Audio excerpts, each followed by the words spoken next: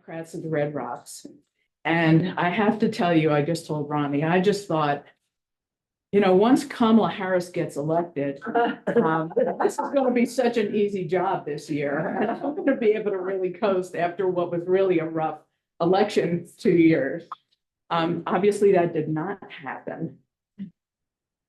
It's hard to even know where to begin at this point because things are just so overwhelming. If you have found your way here to this room or this Zoom, then you don't need to be caught up on current events. You're probably pretty well appraised of what's happening, and it is not good. It is bad. It is bad.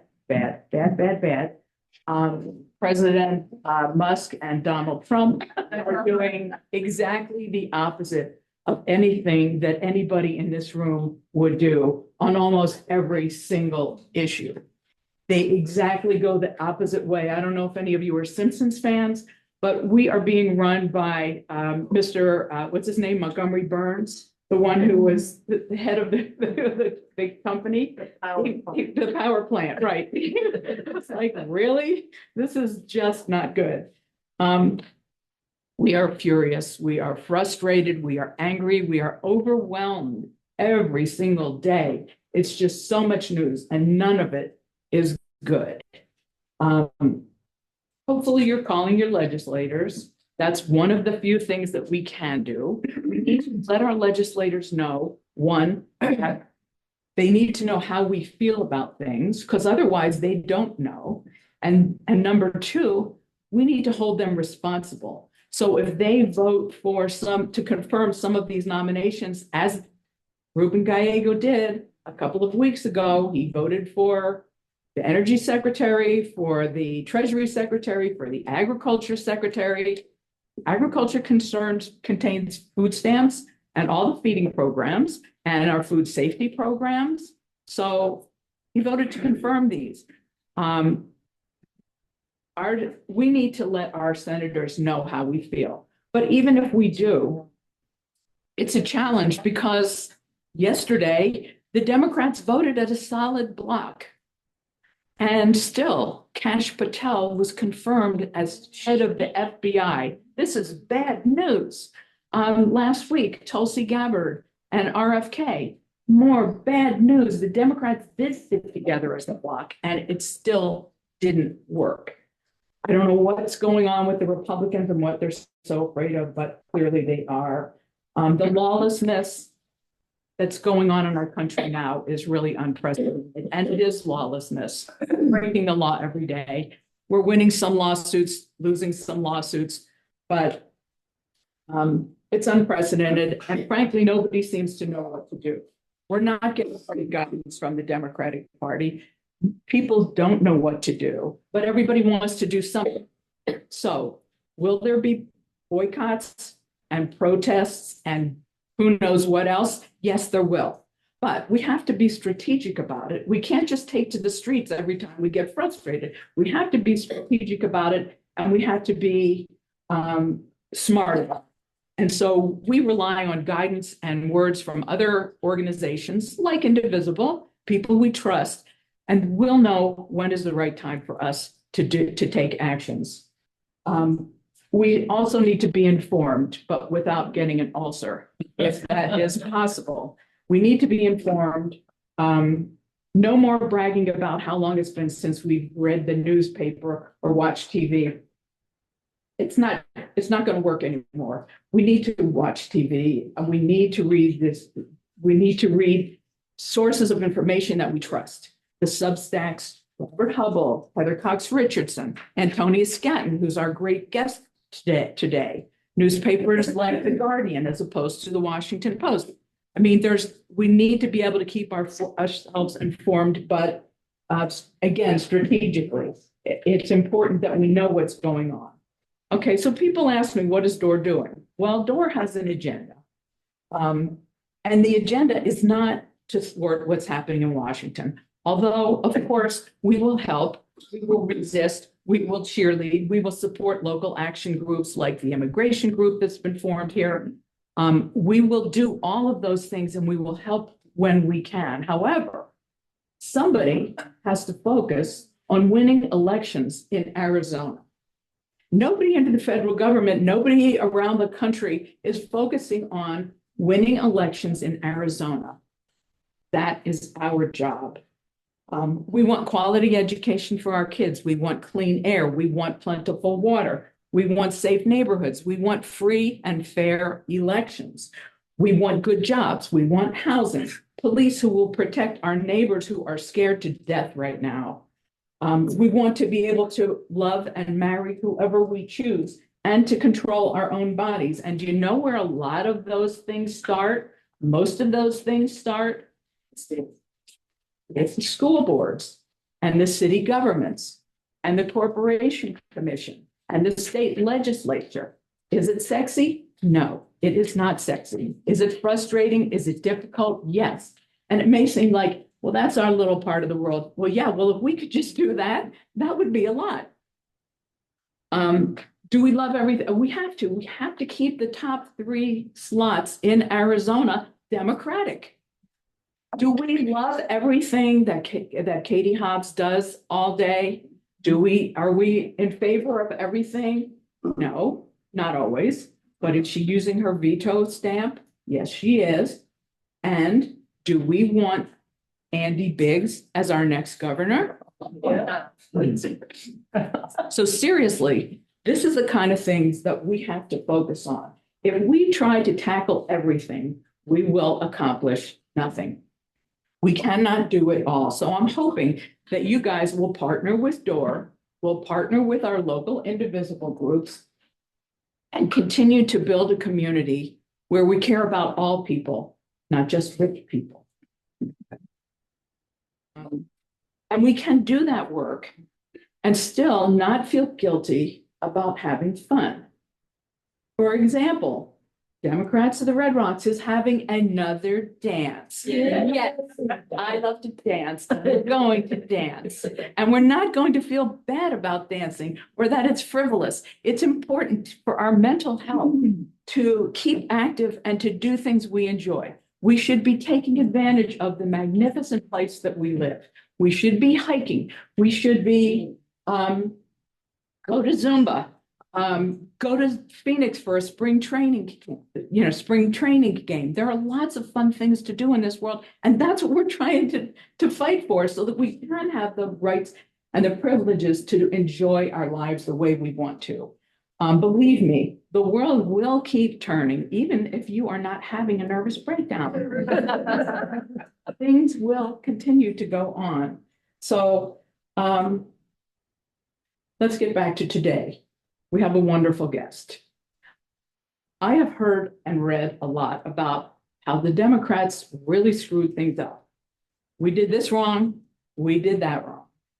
I mean, to a certain extent, I think that some things may be right. We have to do some self-reflection because if people think that that the Republican Party is the party of the working class, and something is terribly, terribly wrong because we have missed the point. The American people, the voters have missed the point. All those 90 million people that sat home and did not vote when they could have voted, could have thwarted all of this. They won by such a small margin, and the consequences have been so much overblown in reality in comparison to what the margin of the victory was, that it's just outrageous. So we need to motivate our voters. And this is the kind of year, this is a building year. We need to keep this community together to let people not say, I'm done, I'm walking away, I can't handle it. Yes, you can handle it. You have to handle it. I am sorry. I'm not going to sugarcoat it. So today's guest, Antonia Scatton, is one of my heroes.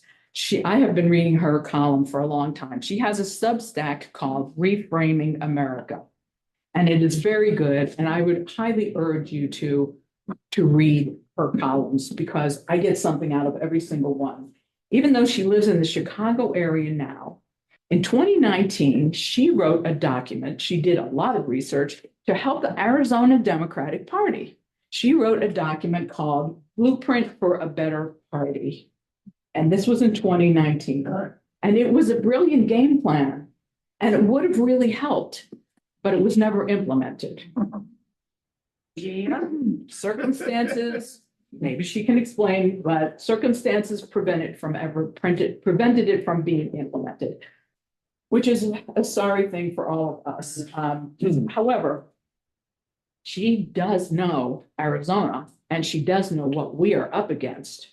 So the plan today is to have Antonia share some of her wisdom with us, and then we can have a conversation with her. She is our only guest speaker today because I think we want to do talking. We need to get things off of our chest, and she's a perfect person to share this with.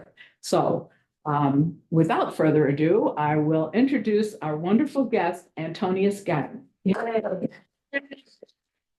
So, hi everybody. Thank you so much for having me. By the way, that Arizona thing, Kristen Cinema. Like, do I need to say more?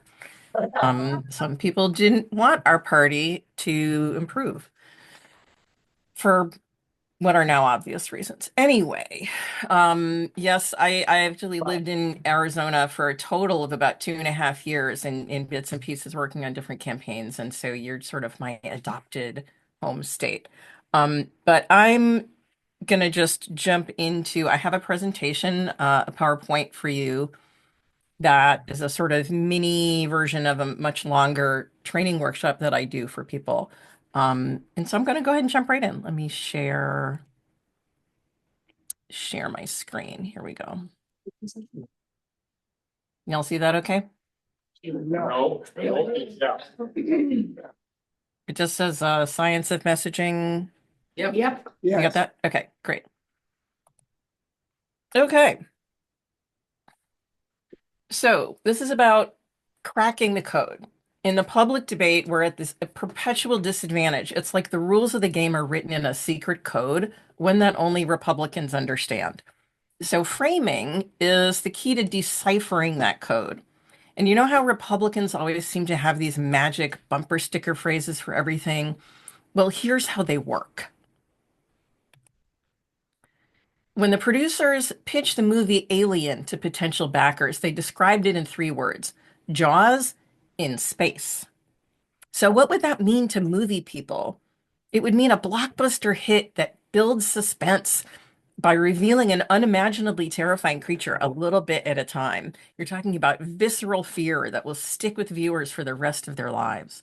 There could be a main character that sees the threat and has to battle officious idiots that refuse to believe them.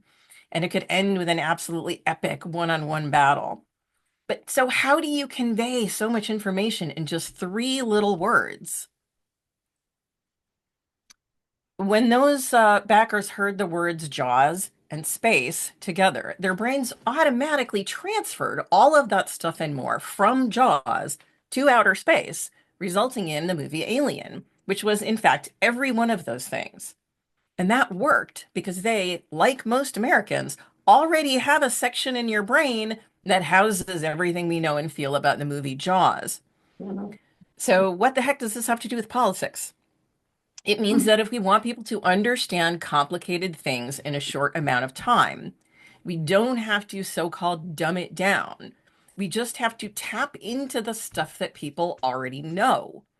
So framing is about choosing the right thing they already know, one that gets people to think about a situation in the right way, and more importantly, feel how we want them to feel. So if those backers had never seen Jaws, no amount of explanation would have conveyed how Jaws makes you feel. So for the last 60 years, we've been fighting over which of 2 things people already know we're going to use to make sense of the economy. So, in the free market frame, the economy is a product of nature with a so called invisible hand that is all knowing and can't be wrong, essentially a god who perfectly rewards financial gain according to personal merit. And in the safety net frame, not everyone is able to make it, or sometimes people fall on bad luck. So, we should catch people when they fall to make sure people's basic needs are met. Here's the problem. Neither of these metaphors accurately reflect how people feel about what's going on in our economy. I have tested this message in focus groups and in the field, and quite frankly, it works on everyone. And the reactions we are getting are off the charts. So it goes like this. You have been told your whole life that there's this deal. You work hard, they pay you enough to support your family on. But here's the problem. They aren't holding up their end of the deal. We need a government that will make corporations hold up their end of the deal. So the idea of the contract is fundamental to our society. When you make a commitment or sign a contract, you take on a moral obligation. The free market, the safety net, and the economic contract each contain certain assumptions about how the economy works, who's responsible when it doesn't work, and what role government should play. So by applying the contract frame to the essential promise of the American dream, we make some very powerful points about fairness that do not appear in either of the other two models. One, that workers and owners are essentially equals. Two, that the economy is not working for many workers and it is the corporations who are at fault. And three, it legitimizes a role for government intervening in the market as a neutral enforcer of contracts. But most importantly, it taps into people's deep-seated sense of injustice and even rage about the fact that they did everything right. They did everything they were told they were supposed to do, and they still can't take care of themselves and their families. It is not the cost of eggs that is the problem. It is the fundamental sense that they have been betrayed. And that is the power of changing the frame. So how do we get people to look at things in the right way? Well, first of all, we have to understand that most people are not paying attention. We lost the election in part by losing people who don't pay attention to the news by 19 points. We don't need to convert MAGA true believers. We need to reach the people who only know Trump from watching The Apprentice. That's not to say we don't need to give former MAGAs an off-ramp to get over to our side where we should welcome them with open arms. We just need to focus less on winning the arguments that Trump tries to pick with us and more on exposing persuadable people to ideas that get them to see things the way that we do. And so what do I mean by exposing people to ideas? So everything we know lives in our brains in a vast neural network. The neurons that contain everything we know and feel about any particular topic is called a frame. We have frames for sharks and aliens, freedom, pizza, math, free markets, safety nets, contracts, and we all have a big fat Trump frame. Yes. Words and images trigger those frames. So when people are exposed to words, electrical signals run through those neurons, switching them on. And this happens instantly and involuntarily. Every time you use a word, you are triggering frames in other people's brains. It's not manipulation or propaganda. It is literally the way all language works, and I am doing it to you right now. So if you use two trigger words at the same time, two frames get switched on. They get connected, and thoughts and feelings get transferred from one to the other. Repetition is like weight training for neural networks. The more frequently neurons get switched on together, the physically stronger and more connected they get. This is called Hebbian learning after neuroscience Donald Hebb, who said, what fires together, wires together. In this way, thinking is often more biological than rational. Our brains interpret the physical strength of a neural network as an indicator that the concept it contains is okay or even good. That repeated exposure is how abhorrent ideas and behaviors, and even abhorrent people, become normalized. But it is also how we learn and how we influence public opinion in good ways. Think of the public debate as an association game. Which frames get associated determines how people make political judgments. They want people to associate the airplane crash in the Potomac with DEI programs. We want people to associate the airplane crash with cutting air traffic control staff. They want people to associate government with waste and fraud. And they want people to associate immigrants with crime, drugs, and disease. This is why they always try to provoke us into playing defense. This article is debunking the myth of immigrants bringing crime to this country, but the headline associates the terms migrant and crime, unintentionally strengthening people's connection between the two. So this is a very important point. No matter what we have to say about it, whatever we talk about is what grows stronger. So back to those swing voters who are not paying attention to the news. They don't make informed or rational decisions as much as they just default to whatever feels right, which is literally whatever they have been exposed to the most. So we should dedicate our efforts and resources to triggering the frames for our values and beliefs until our neural networks become physically stronger than Trump's. So what important concepts do we actually want people to associate with us and our issues? Unfortunately, we are out of practice at talking about what we feel is right and wrong. We talk about policies, but we rarely talk about the motivating values behind those policies. So here's a quick overview of our values and how they contrast with conservative values. Our core value is empathy, which underlies the belief that everybody has inherent worth. Conservatives think people are driven by self-interest. We believe in cooperation. We see society as a place where everyone can thrive if we work together. They believe in zero-sum competition. We believe in fairness and responsibility. We believe that people are fundamentally equal, that they don't have to be the same to be worth the same. They believe in a hierarchy in which some people matter more than others. We believe in freedom, physical and political self-determination. And they believe in what I call license, the right to harm others without consequence. So they want people to associate government with waste and fraud. But what do we want people to associate with government?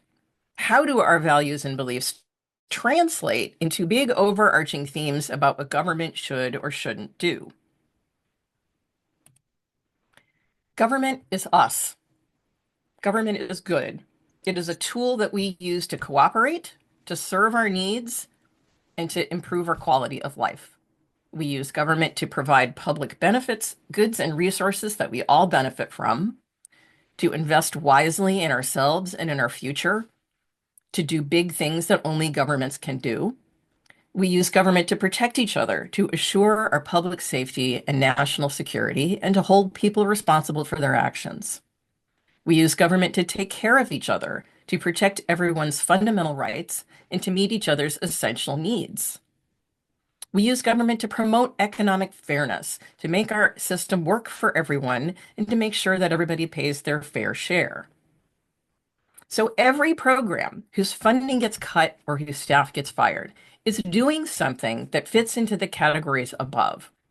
But people will not associate these good things with either the concept of government or the Democratic Party brand unless we connect every program back to the idea of government itself, using these categories to connect the dots. And we have to say the part about government being good out loud. That's another one of these things about triggers. You can't imply a trigger. If you don't say the word, it doesn't switch on the wiring. You have to actually say things out loud. So we don't talk about what they want us to talk about. We frame them from the perspective of our beliefs. So we talk about our belief in what government is and what role it should play. But because we believe in democracy, we believe that the power of government is granted by the consent of the governed and that it is not absolute, but limited and conditional. Because we believe in freedom, equality, and fundamental rights, we believe in the rule of law and that everyone must be treated equally before the law. We are against corruption and abuse of power. Power should never be abused to threaten, extort, or bribe people for personal or financial gain. Because we believe in interdependence and fundamental rights. We believe in cooperating with our allies as equals and supporting their right to freedom and self-determination.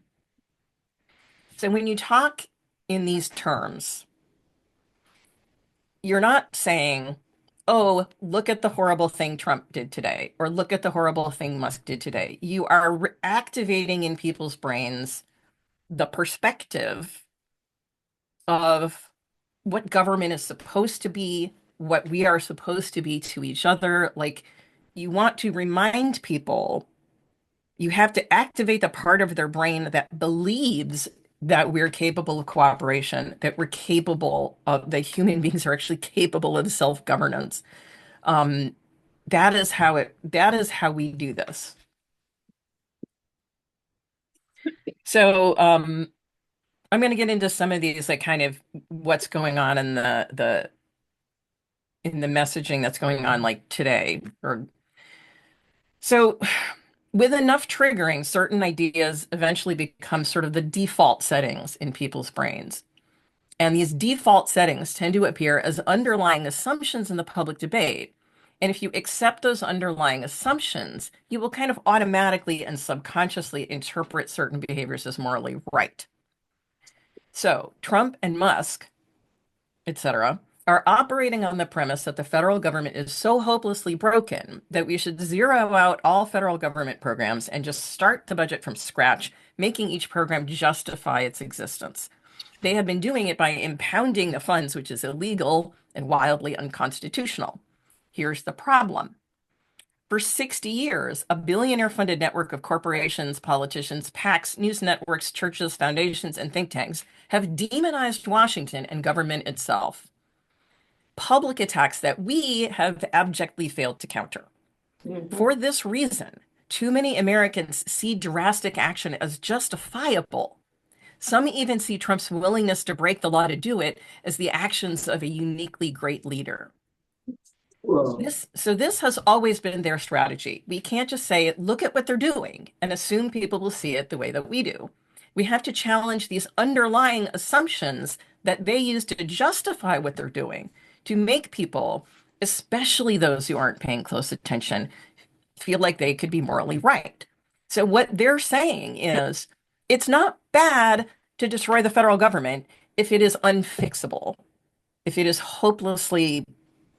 if it is beyond saving.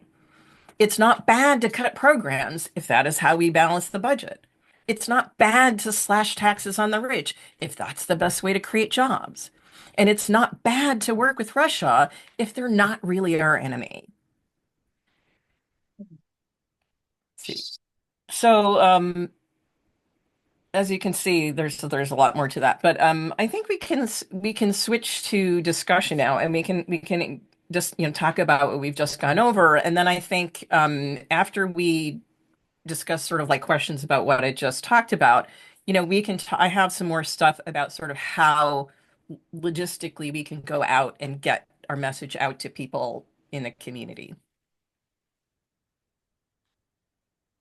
So, Okay, we have a question in the back. Yeah. okay. Well, isn't it in part that the American people have lost faith in our government, whether it's Democrat or Republican?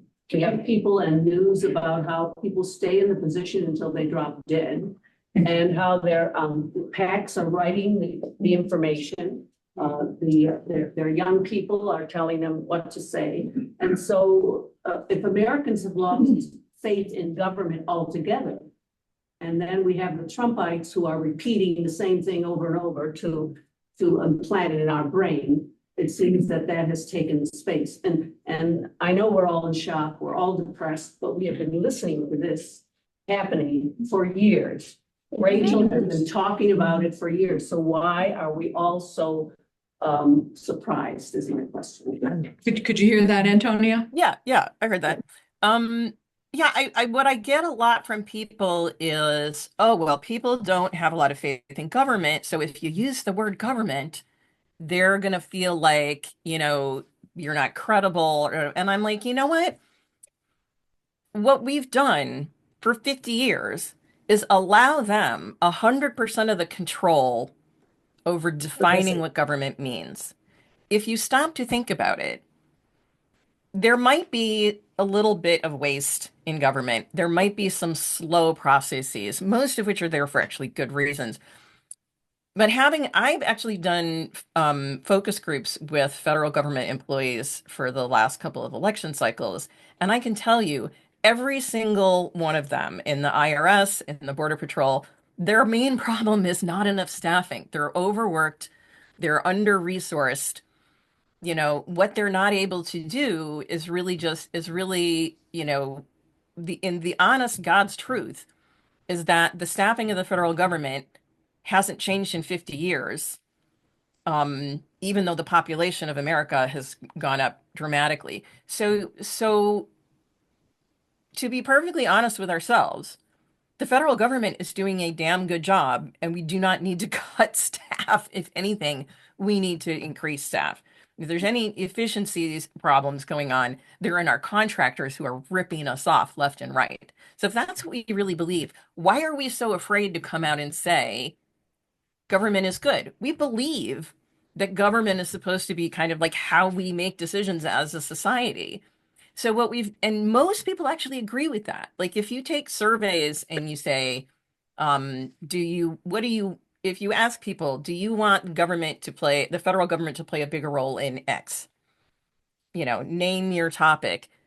The majority of people in both parties say, yes, we wanted to do more. So there's a gulf between what people actually believe and what is happening in the public debate.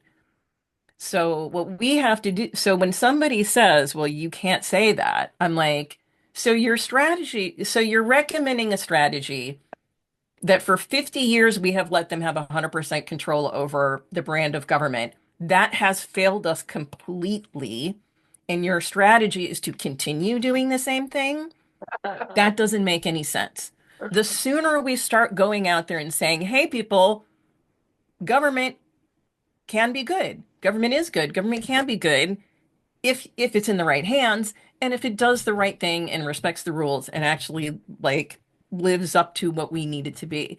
And we need to go out there and make that case strongly enough to make up for 50 years of not making that case.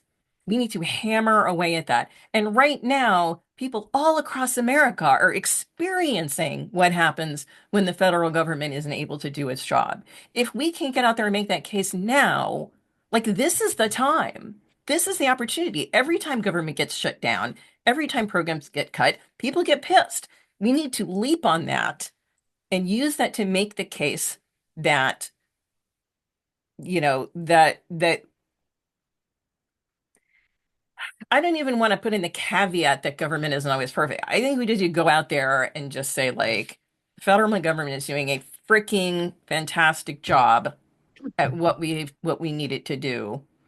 And if anything, it needs more resources and less. And if we're having budget issues, we need to address those issues on the resources side of the equation.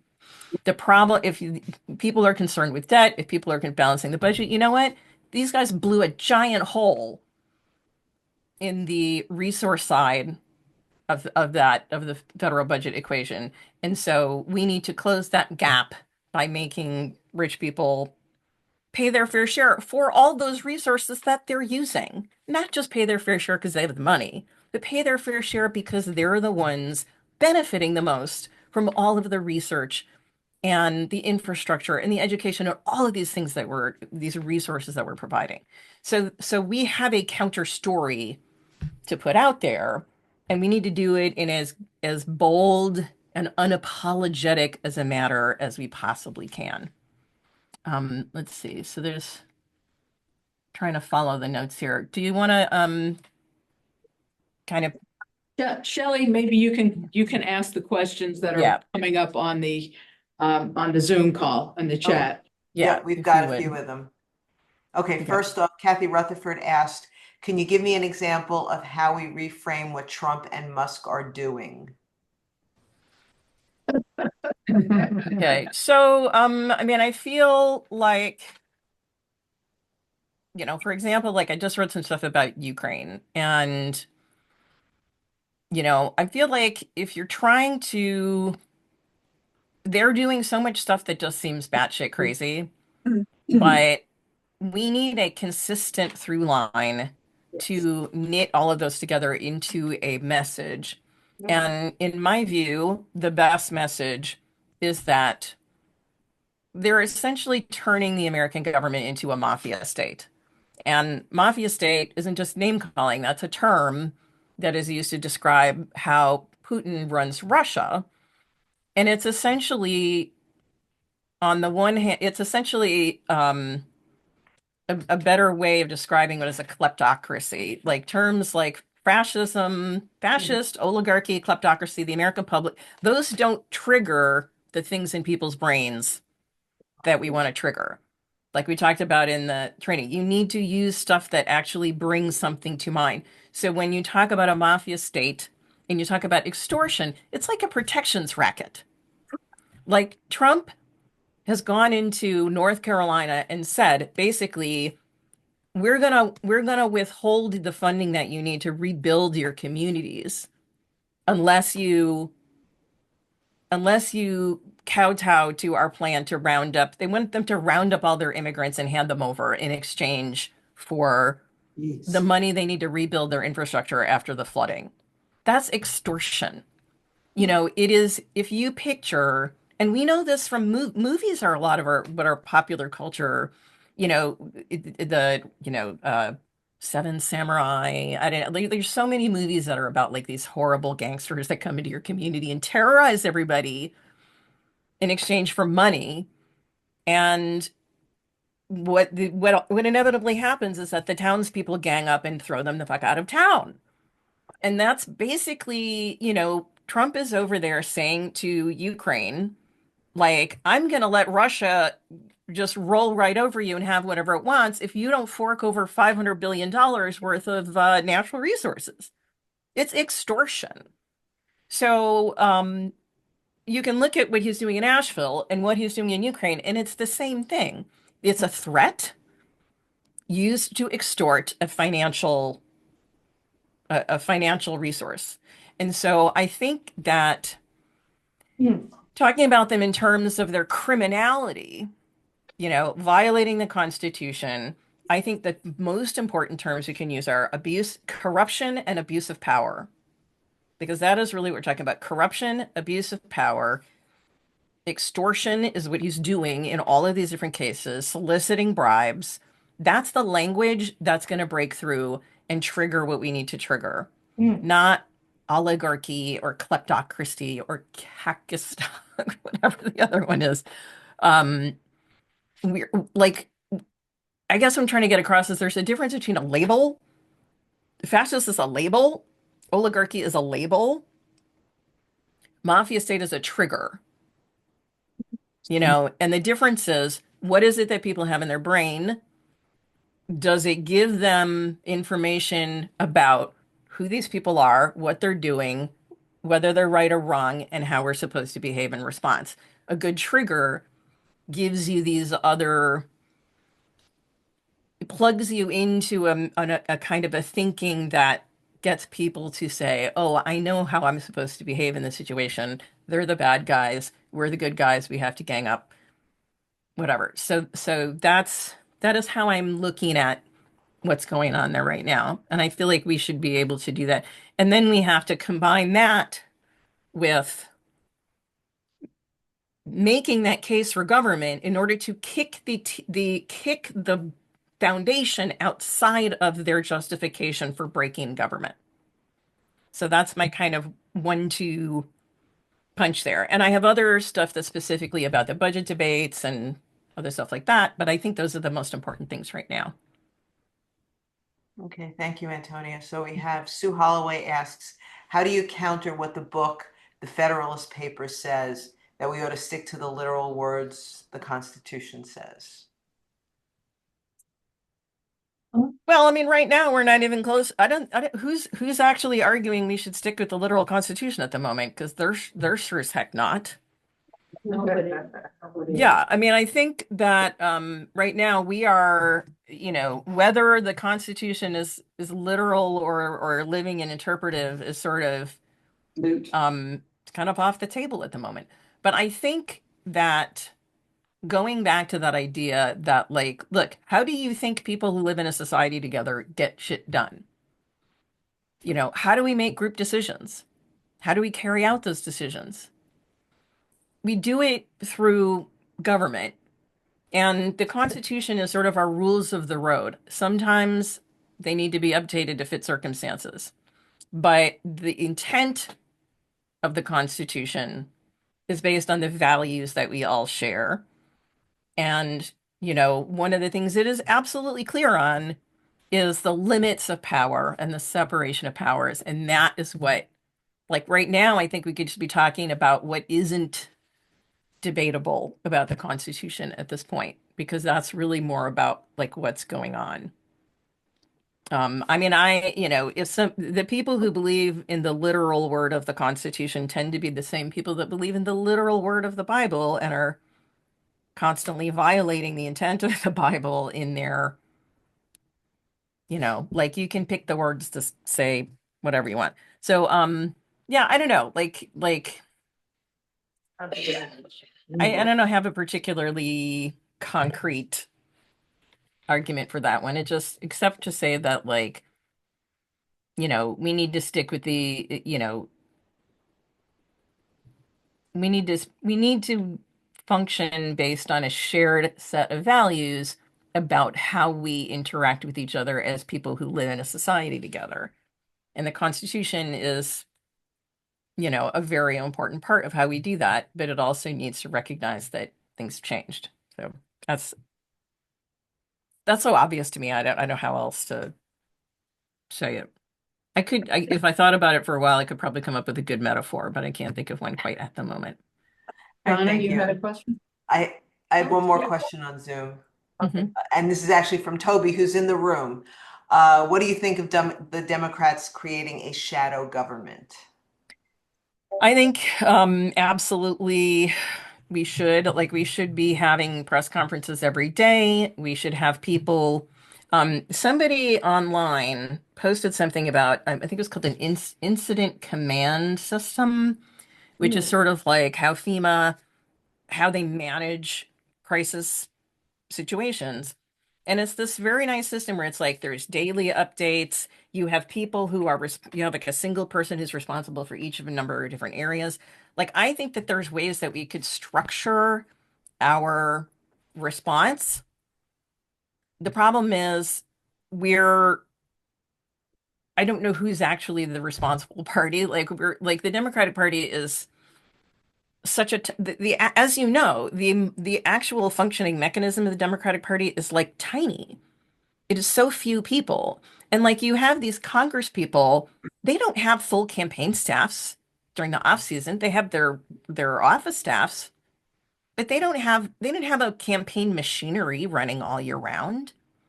Um, so we kind of we expect a lot from the Democrats, and then we have this vast diaspora of organizations.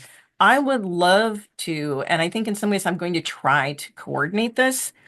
But whoever the spokesperson is, whether it's Pritzker or Buttigieg or AOC, like I would love to say them doing press conferences every day and just doing like, okay, here's what's happening today. I'm handing it over to so and so. They're going to tell you what's happening in health. Here is so and so. They're going to tell you what's happening in Ukraine, and just do that kind of daily. Somebody talked about it in terms of like how good elected officials were communicating about COVID, like just having a 15 to 20-minute press conference every day and being like, here's where everything stands. Um, but you do have to have that team put together of people who can kind of sum up what's happening in each area. And I'd love to see us do something like that. I'm just not sure how to get in touch with the right people, but I'm trying, you know. And then maybe we can just sort of do that ourselves in some way. Do you remember during COVID, not Mario Cuomo, Andrew Cuomo, was it yeah. Andrew? Yeah. He used to have these amazing press conferences and everybody in the country would watch him to hear what's happening. He That's what we became the need. leader. He became the spokesperson nationally for what was going on. It was really helpful. Yeah, that's what we need. We really do need something like that. I just want to make sure that given the timing, I do want to run through a list of suggestions in terms of what you guys can do. So we maybe do one more question and then I'll kind of jump Okay. back into that. We have somebody in the room here, Donna. Yeah, Okay. my question, and you may get into it just a second with some of your examples, but going back to, excuse me, what you had said about focusing on the crime instead of the label. And let's just say, Ukraine is a great example about how it's extortion. You said the next step, so you say the crime instead of the label. And then you said make the case for government. So I was looking for an example of that, like how you would transition from saying the crime, such as extortion of Ukraine, to making the case for government. How would you transition? What would that look like? Let me take the Asheville example first and just say, government, we grant government power to do things on our behalf. And part of that power comes with terms, which is that you treat everyone equally and that you don't use that power to extort concessions from people. And so that means when there is a national disaster, we help those people. We don't withhold it in order to extract concessions from them about other things. That's wrong. That's morally wrong. That's extortion. And so we kind of weave together that idea that like part of what we do for each other through government is to help people to prepare for and recover after national disasters. That is part of how we take care of each other as people who live together in the society. And one of the responsibilities of government is to do that. And that is one of the responsibilities that virtually everybody in America agrees with. Like nobody's going to say the government shouldn't be doing that. It's a perfect example of our pooling our resources to do something that we can't do on our own. So when you're talking about using government in the wrong way, that's also an opportunity to talk about using government in the right way. And when it comes to Ukraine, we can say our international diplomacy needs to respect our partners out there in the world. They are out there fighting for their freedom. They are fighting to stop a dictator from encroaching into Europe. They're doing us all a favor by fighting so that we don't have to.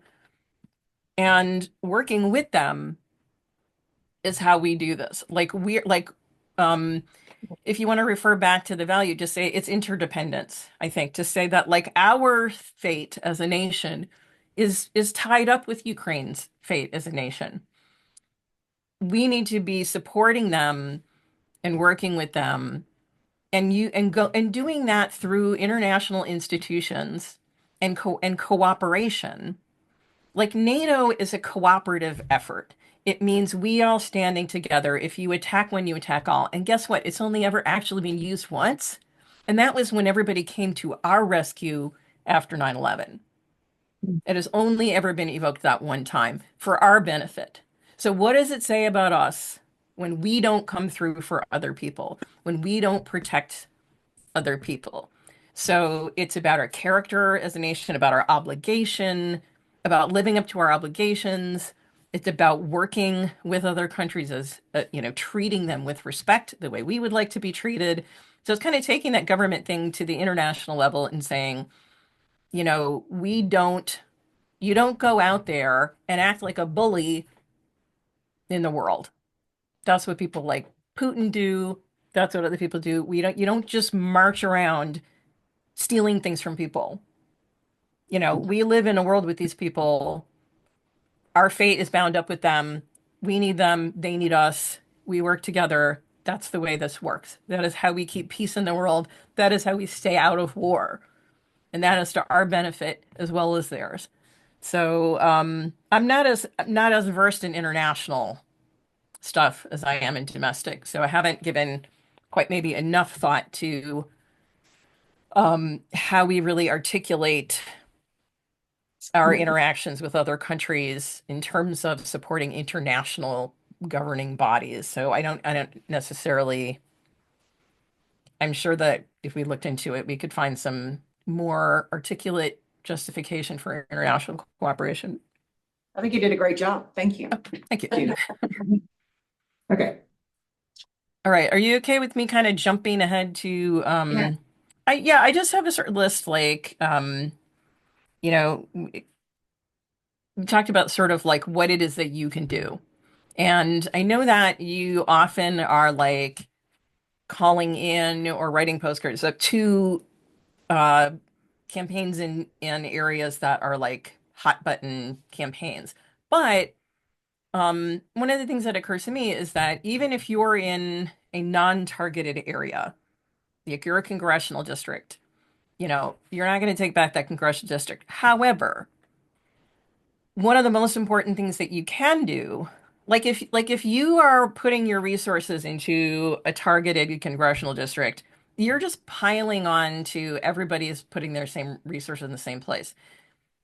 What you should be focusing on is getting your, if you're like a 35 point down Republican, you know, district, if you can get that to 25 points down instead of 35 points down, you could swing the statewide race. So I think it's extremely important for you to lean on Crane, lean on as a constituent, um, to try to reach out to the Democrats that live out there, especially in the small towns and in reddest areas, to make them feel like they're not alone, give them permission to be Democrats, allow them to speak up and be proud. Um, you want to create an off-ramp for MAGA people who might be regretting their decisions. Like I said, a lot of these people really did not know what they were getting into.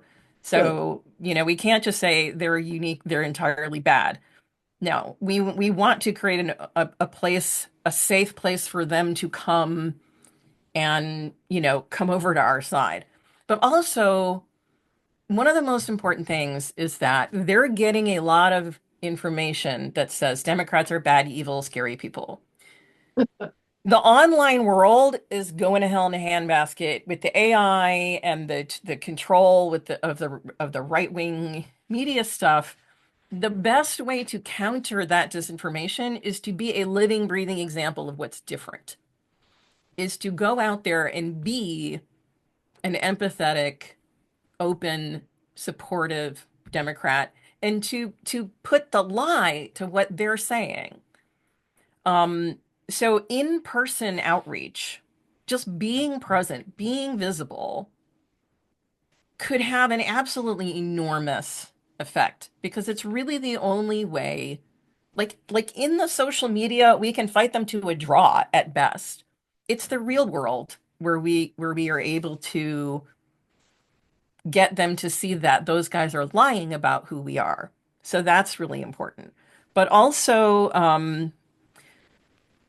one of the things that I think is really important right now is that local media is still trusted. More people watch the CBS Evening News than Fox, like the network evening news, local newspapers. And conservatives have these huge networks of people who do nothing but harangue the media all day, every day.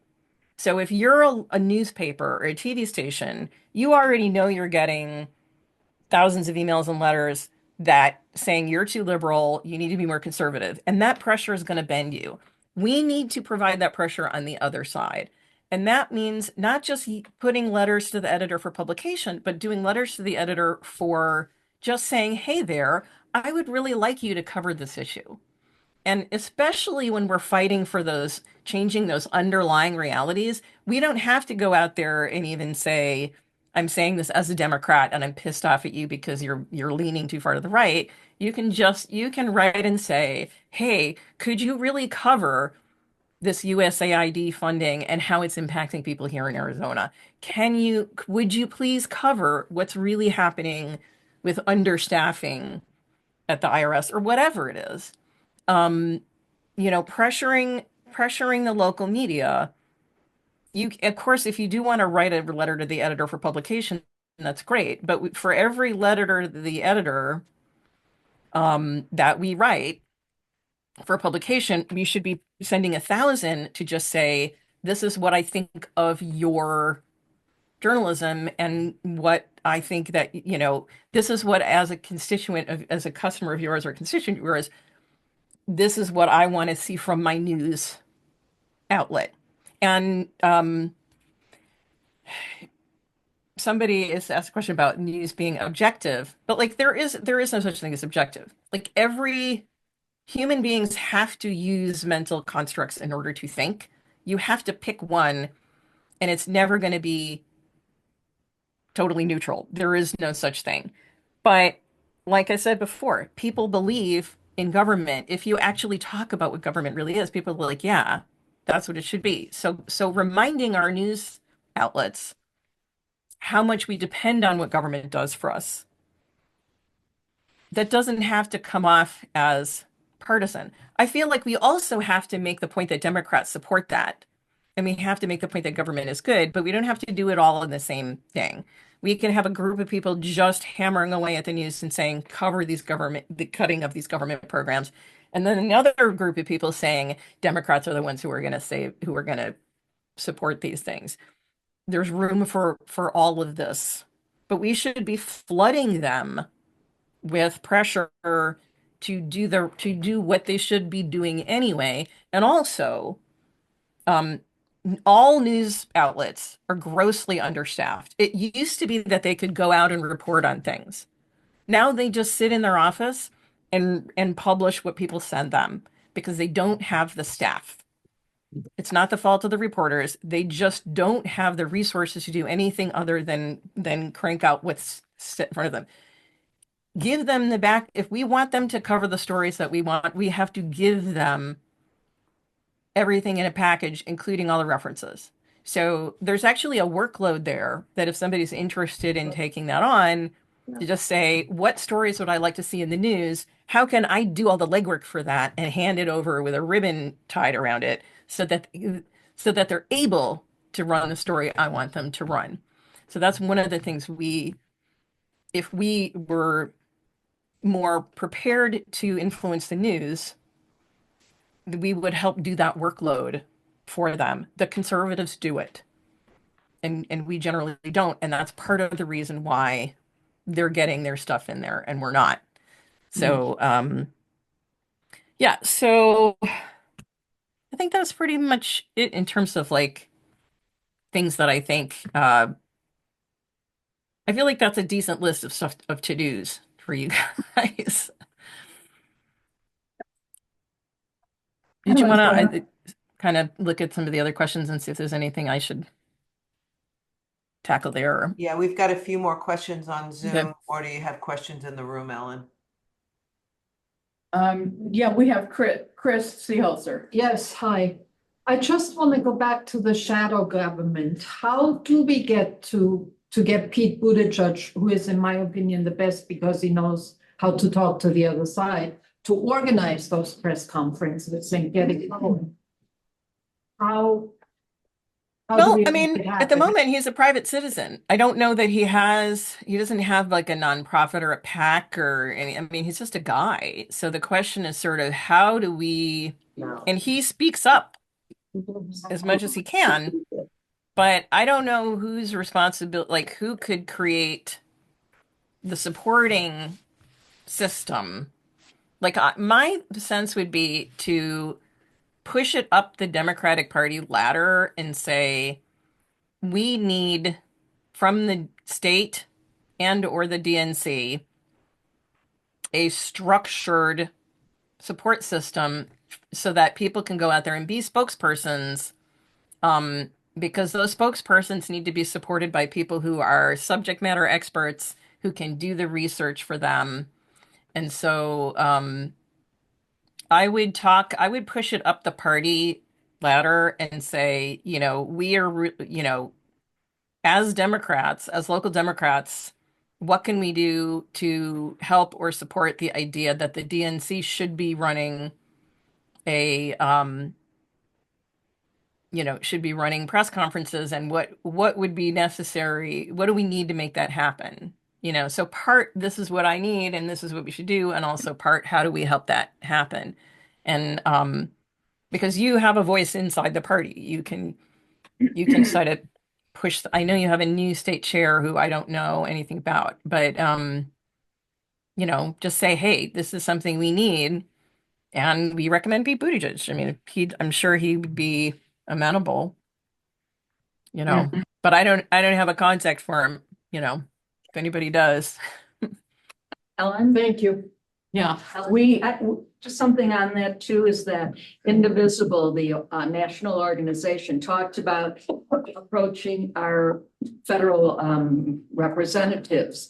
So maybe they're somebody you might want to get in touch with, because they gave me the idea about a shadow government. And also the DNC's name, I believe, is Ken Martin. yeah.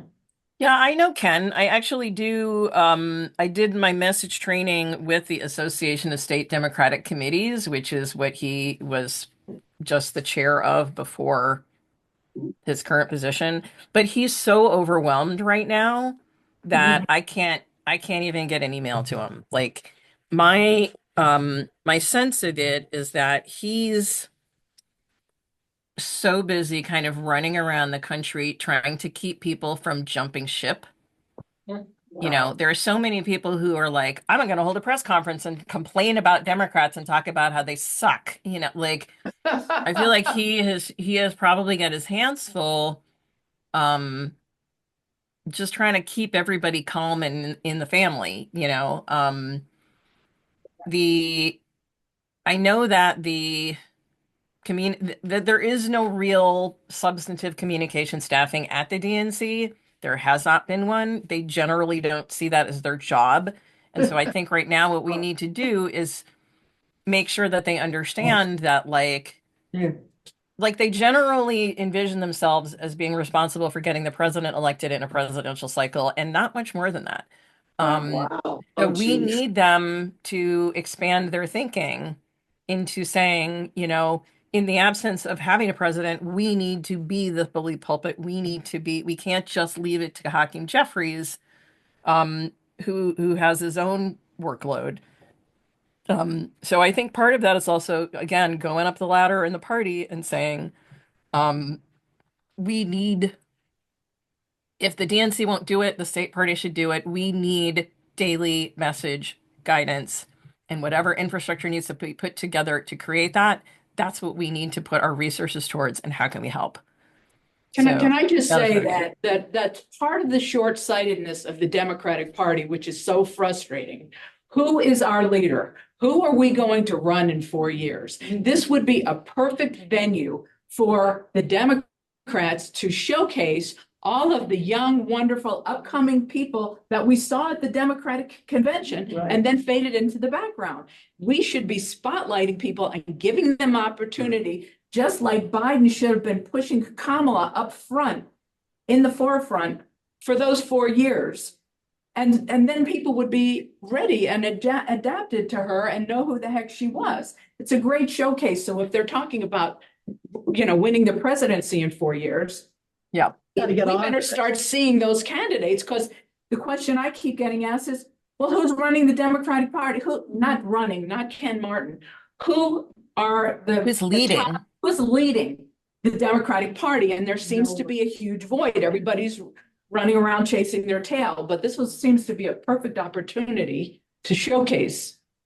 I would think. I mean, JB Pritzker just gave a fantastic speech. Yes, it was amazing. Wonderful. He's great. Like, we have all these people like Gretchen Whitmer and Tim Walz,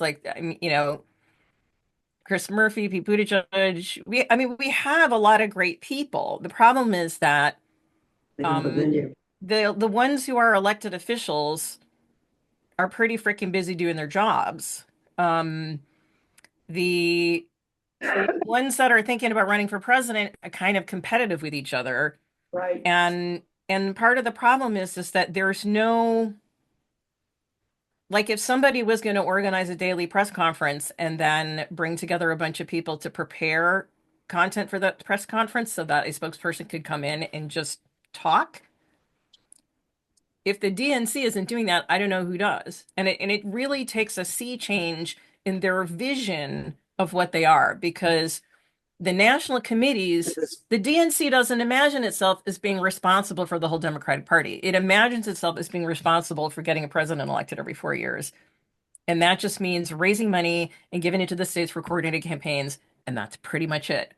They need to expand their vision of what they are as the leader of the party in providing direction, in branding, all of that. And I think that the idea of that is there, but they've literally been at it for like 3 weeks. Like Ken has been chair for 3 weeks, changing the structure of the Democratic National Committee so that it has people doing like war room messaging and stuff like that. Like they're like between just trying to react to what's happening, like it's kind of astonishing to realize that the new chair of the Democratic Party was elected less than a month ago. About 3 weeks ago. Like so much has happened. It has been 1 month since Trump took office. He's done. So we're talking about getting Well, I think that's we're true. talking about getting an institution to take on a new understanding of itself and a new responsibility, and that just doesn't happen overnight. And so, but I think the best way to make it happen, talk to the state party people. Like every state could be doing that in their state as well, like you could, and that in some ways might be more likely to be covered by the local news, if so. I don't know. I don't know your new state chair. I don't know anything about them. I don't know if they're capable of this, but like, if you talk to the other Democratic groups, other legislative district people, county people, and just say, hey, let's put this together, let's do it here, and then put pressure on the national to do something, like we'll get there. It's just everybody is saying everybody should do blah. It's been like 3 weeks. You know, even with COVID, it took more than 3 weeks for people to like recognize the emergency and act. So just have a little bit of patience and also help provide the structure to support these things. That's what I'd Okay, say. now hands are popping up like crazy here. Okay, we've got Linda, we've got Nancy, Lama, and Dennis, and Jessica. How much time do you have, Antonia? I can hang out and but I will try to I tend to ramble. I'll try to answer quicker and shorter. My name is Linda Scott, and my point is that while we're trying to rely on the Democratic Party, the Republicans didn't do that. That's right. They had this all set up. They had been working for years on this. And that's how he's able to roll this stuff out so quickly, and everybody's standing around with their thumb in their mouth. This was ready to go. And why couldn't we use that as a model? Well, we actually, in 2008, when Obama was elected, I was working at Center for American Progress. And when he got elected, he had a pile of stuff ready. It was basically like Project 2025. We have other institutions as well. American Progress still cranks out a lot of quality material that we can use. So when we think of Republicans, we tend to think of the whole thing. Like we talk about the Republican, the RNC doesn't do squat. This is all being done by outside groups. We have outside groups too, and they're all kind of saying, why isn't the Democratic Party doing everything? It's like we need to just do stuff. We need to do more doing and less, complaining that other people aren't doing stuff. We also need to envision our side as all of us, not as a bunch of competing factions. And we tend to be a little too respectful of imaginary firewalls between nonprofits and like none of that stuff is relevant outside of campaign season. We can talk to each other, we can work together, we can do stuff. Educating the public is a 501c3 activity. We are all legally allowed to work with each other on educating the public. So reach out to other groups, join up, talk to the Indivisibles, talk to the state party, get everybody on the same page, because that's what they do. We can do that too. Okay, thank you. Lama and then Nancy, let me just remind everybody, all of our breakfasts, these monthly breakfasts are recorded and put on the Democrats of the Red Rocks YouTube channel. So you don't have to be just scribbling with notes and everything. You'll be able to view this again and share it with others. Lama? I have a question and also a suggestion for someone in the room relating to letting newspapers know what we want to cover. If cuts to Social Security are on the line, I think most of Yavapai County as a whole really relies on Social Security. That could be something for someone to bring to the newspapers, and they would probably run it because most of their constituency is on Social Security. So just throwing that out there. My actual question is there a copy of your document about like reforming the party, a better path for the party? Is that available? I have it. It is Okay, actually okay, on, if you go to my Substack, Reframing America, it is actually, if you go to the homepage, it's reframingamerica.substack.com, and there is a tab on the top for that. And it is essentially a long-term project to build working groups around specific areas of improvement for the party. It's not a rapid response plan. It's something that would be great if we already had in place. But I did in 2018, I traveled all over Arizona. I did about 120 interviews of local stakeholders and activists, and working with Felicia Rodolini and Kelly Paisley, put together this program that we were going to do that was really going to bring the community into the party, both as a voice and a resource. And that's what that plan is really about. I think it's a good plan, but it is not a quick plan. It is a long-term plan. Thank you. Okay. And yeah, and in terms of letters to the editor, yeah, for every one letter to the editor that we send for publication about Social Security, there should be 1,000 angry calls and emails just saying, you need to sound the alarm about this. So that's kind of I think that would be a good strategy.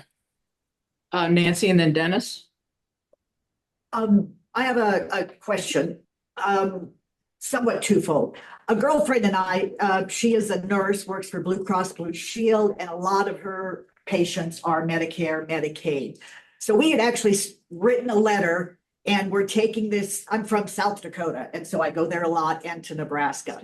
So she wanted to do the letters to the editor, and I said, take this to the small towns in the red states. Let's start there first. So her letter was that she's a little bit on her background, and then she has a patient who is on a ventilator, and these cuts will take him off the ventilator and he will die. $3,000 a month for a ventilator. And the only way she was getting any help, he was getting any help, was from his Democrat senator's office, who were jumping in and getting emergency help for him. So I like putting in a little bit about the Democrats were the only ones who were helping after. Oh, sure.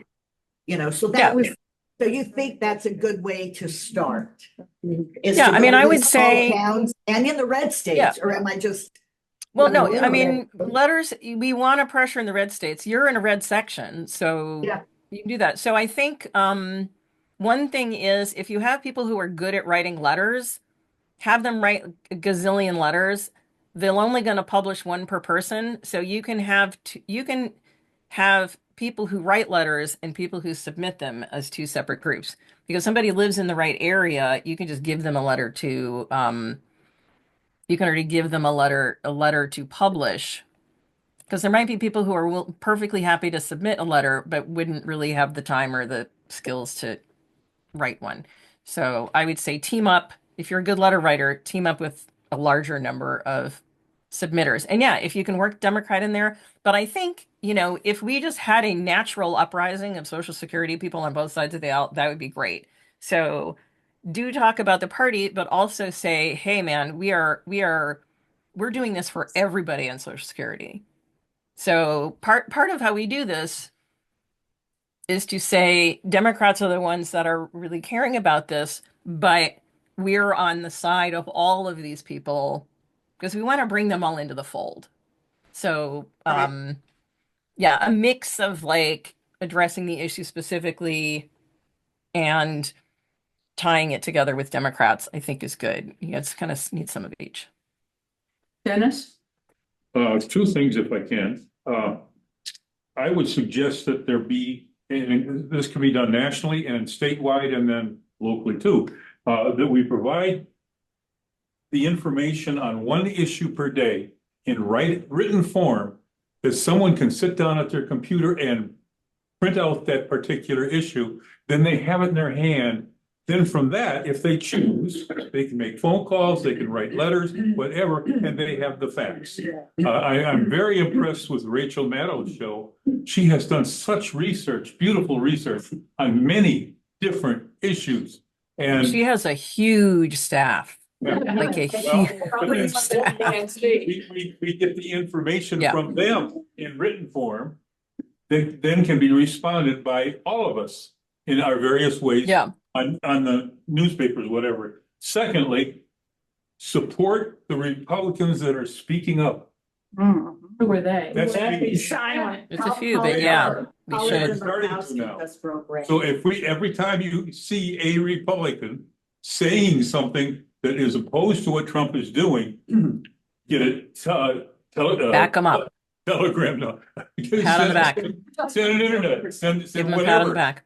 And Yep. they will feel that, especially now, our own congressperson here in this district. He's a Republican.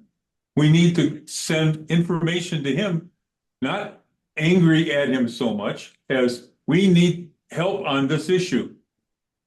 And I live Yeah. in your district, and it's important to me that this be done. And They're you might- they're being threatened with primary opponents by Musk. They need to know that if they stand up to Trump, that, you know, especially in a place where like we're not going to win this district, you know, they need to know that like they're not afraid of a Democratic opponent. They're afraid of being primaried. So we need to say, hey, do the right thing. Your constituents will reward you for it. Sandy? From the very beginning, I remember being at a meeting at the hotel. It was suggested, I think Charlie Schutze was speaking at the time, that's what, that we were dealing with a cult. And I don't remember seeing anyone talking about how one in the very initial stages could be dealing with a cult, not by ordinary circumstances, but what did we need to do to help people who are involved in a cult? I know it's not easy. Well, I've actually done some looking into this to kind of understand the situation. There is only one thing that ever gets people out of cults, and that is personal relationships that come at them in a completely non-judgmental way. You can't complain them out of it. You can't argue them out of a cult. What you have to do is provide basically unconditional love and support until they are ready to step out of it. And that, you know, like they're like, and I know it's hard for sometimes to deal with people who have horrible thoughts, but there are some wonderful stories about, in particular, like there's an older Black gentleman who goes to like Klan and Nazi rallies and befriends people and wins them over and gets them out. You know, those are the kind of people. Radical empathy is hard. And not everybody has the emotional bandwidth to do it. But, you know, all of this saying, well, they fucked around and now they found out is not helping. Like we're better off assuming people didn't really know what they were getting into, because honest to God, a lot of people did not know. They were like, oh, I know that guy from The Apprentice. Like that's literally all they know. Right. And now they're like, what the fuck is going on? And if we're mean to them, that's not going to help. So yeah, there are people who are basically like cult people. In terms of your best use of your time and energy, you're better off working to change the public debate and influence those apprentice watchers, because they're not cult members. They're just clueless. So that's really our main target. But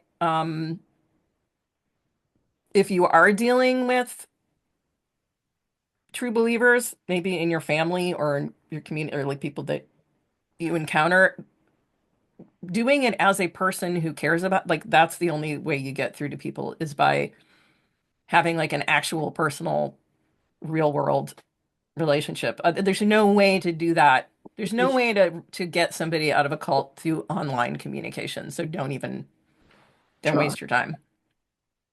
Shelley, do you have questions online? Yes, we have quite a few. Can you give me 1 second to like run and use the bathroom? Sure. I'll be right back. Go right ahead. Yeah. I think she's, as you can see, she's really good. People that do what Antonia does, and they write these Substacks, and you can sign up for them and you can sign up for free. However, she's trying to make a living. So I would suggest that for her and for a lot of the people that you read and really enjoy, yeah, you can do it for free, but it would be really helpful for them to keep going if they can earn a living doing what they're doing. Sandy? I'm sorry, I apologize because I haven't been here for ages and I'm taking up time perhaps, but I understand what she's saying, obviously. But what I haven't heard in the press, even Rachel, who I love, is that there's a Russian writer called Dugin. Some of you may have come across it. I have not read his pieces thoroughly. I've just read about him. But evidently he wrote a piece and was considered Putin's brain. And so it was suggested that Putin was, following his thesis. And so one of the things he supposedly said was to separate the UK from the European community, which was done by Boris. And the other thing that stuck in my mind was to destroy America from within. I haven't heard Rachel speak about this Russian connection. Maybe people don't want to speak about it, and maybe it's not as defined as it could be. But, there was a film of Eric saying, we don't want America. This was ages ago, and then it was taken off, and then you could find it again. We get all the money we want from Russia. We don't need any money from America. So, he's been hugging them for ages. So this is a connection that seems to be working its way. What did I miss? Well, you said you weren't involved with the European or international. That was a question I was asking. All right, that would take a real lot. Yeah, no, I'm just putting it forward. Toby has a question and then we'll go to the online people. Just real quickly, I was going to say that the head of the Arizona Democratic Party is coming to Sedona. And all of the groups in the area of the Verde Valley are going to be invited, including, of course, DORR and all the indivisible groups. We don't have a definite date. It might be the second week in March. So kind of look for that on any sites that you belong to. And the other thing is that the messaging group is really interested in these ideas of writing the postcards to the media. So if you're part of, we have a messaging action group. So if you're part of that or you'd like to join that and write postcards, you can contact DORR, you can contact me after the meeting or email me. And so I have a question about Sinclair News. And I have this, and it's not based on anything I've read, but I picture all these people who are listening to Sinclair News not seeing the stuff that we see on MSNBC or CNN. Is there any way to reach those people? I mean, I thought of maybe getting somebody who has a lot of money, putting up posters in their neighborhood, but they'll take them down, with the facts. Is there any way to get them the facts we know? Well, the thing about Sinclair News is that a lot of outlets, a lot of news channels have been bought by them, but that doesn't mean that the staff, it's not like Fox News where they're where there's like 100% control. What they do is Sinclair just like kind of occasionally sends these sort of press releases and say, you have to cover this, you have to read this. But other than that, they're still kind of doing their own journalism and stuff. And so I would say if you have a Sinclair owned channel, if you give them packaged stuff Like if you did a thing saying, here's how people will be affected in Social Security regarding Social Security in this area, and you laid it all out for them and handed it to them, they would probably use it. Um, I would not I would say, because I mean, a lot of the battle, like when I talked about those underlying assumptions, we're battling on this very surface level a lot of the time, and they're battling in terms of the underlying reality. So one of the things we can do through people like Sinclair News is challenge that underlying reality. Challenge the assumption that the federal government is so hopelessly broken. Like nobody's going to go out there and say it's okay to use illegal means to break up the federal government and start over from scratch if it's not broken. So if we can challenge that underlying assumption, and that's not necessarily going to be perceived by people as partisan, but if we can convince people that the federal government is not broken, they can judge for themselves that what Trump and Musk are doing is wrong. If we convince people that that the best way to balance the budget is by raising revenue, like we actually go out there and make the case and say, hey, not only are these programs not wasteful, they actually need more staff, then, and we should look to the revenue side of the equation to balance the budget, then that changes the context of who's right and who's wrong. Even though 85% of people are in support of taxing the rich, a huge portion of those people will still say begrudgingly respect Republicans for cutting taxes on the rich because they still think it's how we create jobs. So if we break up that assumption, so we have to challenge we can't just say they're going to cut taxes for the rich because we took a poll and we know that's unpopular. We have to attack the underlying assumption that that's the best way to create jobs when we know it actually isn't. That the best way to create jobs is to raise wages because that drives demand in the economy. So we change that underlying assumption, then people will judge what we're doing as right. And going out there right now, we should be hammering away on the fact that Russia invaded. It was an unprovoked invasion of Ukraine, a free country by Russia, because they're trying to change the underlying reality by running around and saying Zelensky is a dictator and he started it. it was and they provoked Russia. So we have to fight they're trying to change the underlying reality, and we have to fight that with the real reality.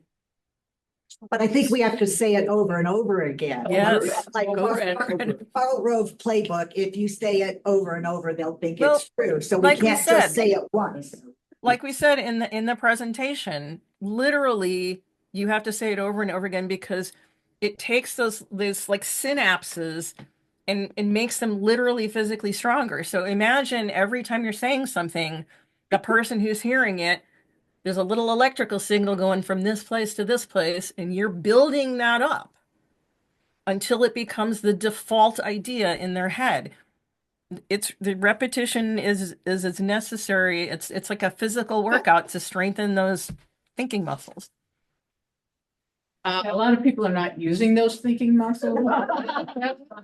But this is subconscious stuff we're talking about here. We're talking about changing the defaults. They have actually got people believing that they were tourists that went into the Capitol on January 6th. And they repeat it and they repeat it, and people believe it and think, well, those pardons are justified. We have several calls, several people online, and then we're gonna have to wrap up. Shelley?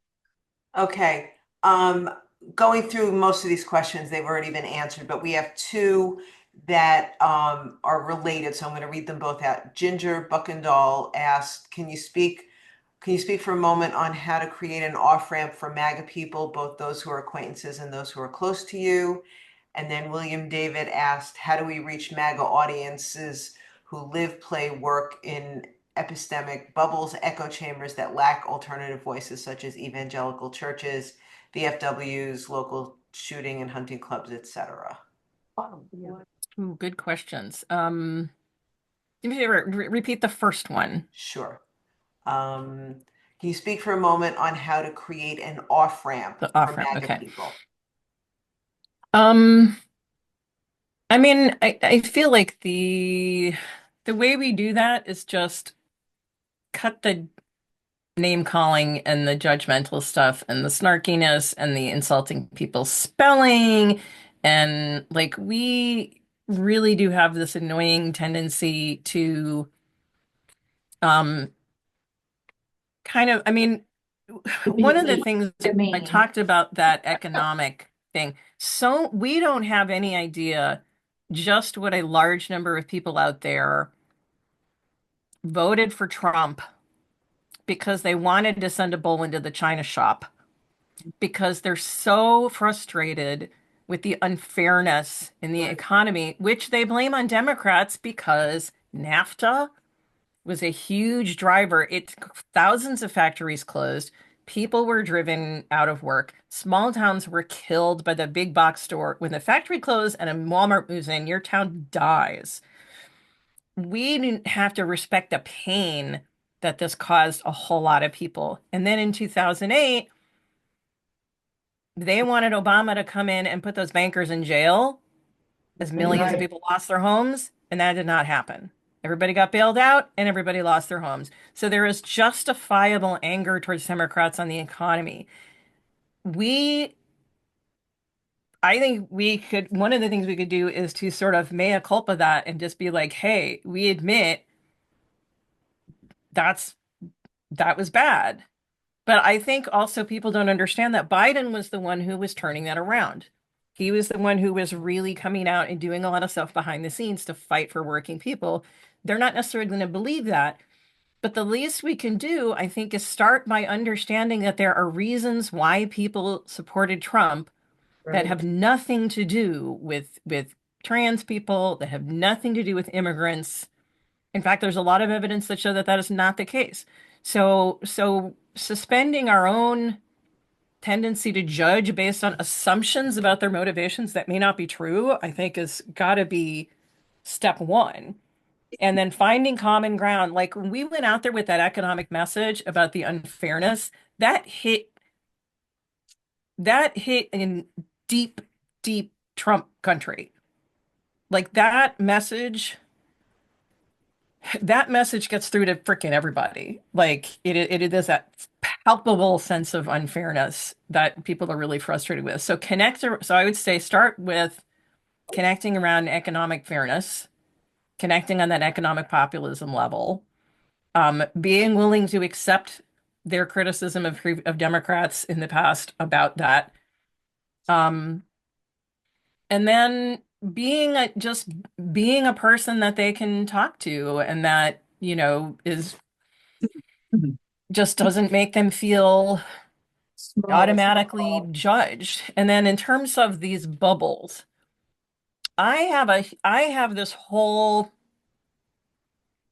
used to have this vision of running political campaigns that just left the whole air, like forget the advertising, forget all that. The only way to get in front of those people who aren't paying attention is to have them literally trip over you as they go about their day.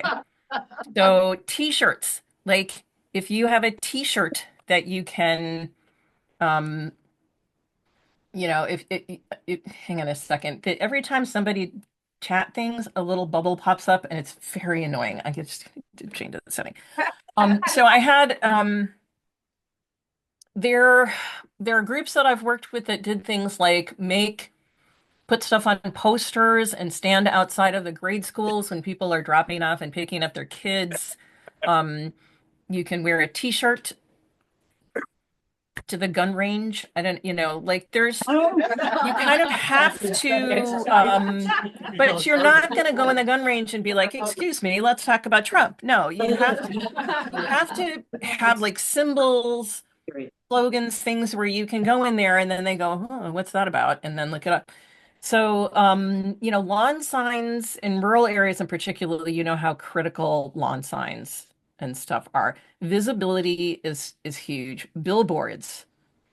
Like spending money on billboards Like, I mean, I know everybody loves postcards. I was a huge postcard fan. But we're now kind of overkilling people with the gazillion postcards. Like, if you can raise money for billboards, they're not always very expensive.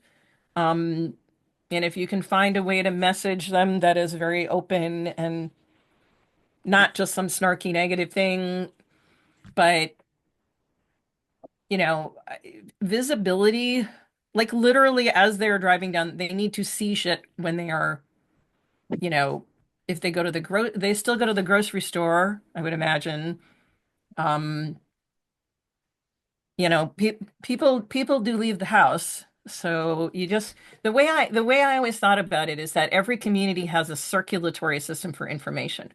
You got to figure out how to inject your message into the existing circulatory system. So part of it is just doing like kind of what anthropologists do and like looking into a community and saying, how does information travel around here? Where can I plug in? And do it subtly. And visibility is one of the best ways to do that. Thank you. All right, good. Well, listen, Antonia, we appreciate your being with us so much. It's my pleasure. While you were off screen, I did make a pitch for people to sign up, subscribe, and be a paid subscriber for Thank you. Reframing America, because that's what it takes to keep her going. Thank you so much. You have some loyal fans here, and when you come back to Arizona, look us up, give us a call. We can get together. We would love that. So Absolutely. thank you so much for being with us. Thank you for the people on Zoom. Thank you, people here. This was an awesome presentation. I'm really pleased. So thank you for being here. And now all we have to do is effectuate all the things that we heard. All right. Thank you so much. It was a great All right. pleasure. Take care. Take care.